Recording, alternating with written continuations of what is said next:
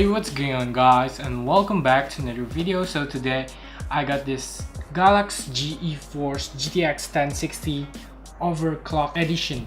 So this is the factory overclock edition, which is already been overclocked from the factory itself, and this is the 3GB DDR5 variant, which requires 6 pin of PCI power.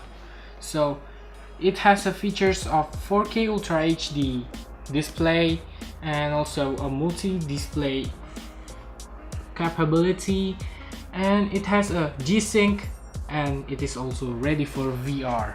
So for those who have an Oculus Rift, this is a good budget option to power your VR glasses. So this Galax GTX 1060 has the reference speed same like the Founders Edition. So without further ado, let's just crack it open, since there's nothing outside the box that is really important other than the inside. So here my unboxing knife, let's crack it open.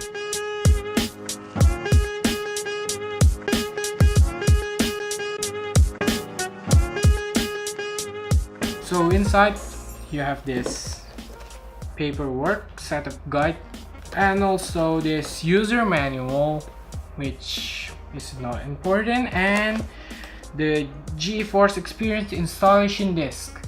But unfortunately my PC doesn't have any disk writer, so this is not important at all. So come to the fun part. This is the Galax GTX 1060 factory overclock. So let's just open it.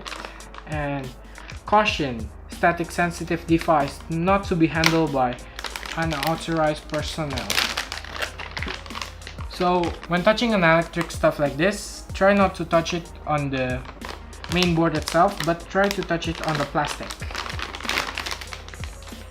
So this is the GPU itself, the card itself. It looks really great and it fits the color, which has a silver accent. Well, one thing I forgot to show you guys is this. You are included with this 3-pin Molex adapter into the 6-pin connector in case your power supply doesn't support the 6-pin PCIe.